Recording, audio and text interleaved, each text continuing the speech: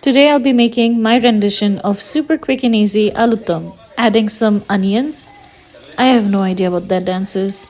This is ginger garlic paste, stirring it up, adding some cumin, turmeric, red chili powder, dhania powder, some salt, and stirring it up again. Now it's time for the potatoes.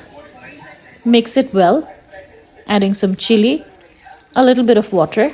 Then I found this Maggi masala that I'm obsessed with. Mix it up, cover it till it's super soft. Frying some porota in that ugly tawa. Now it's time to serve. Hot. Enjoy! I hope you like it.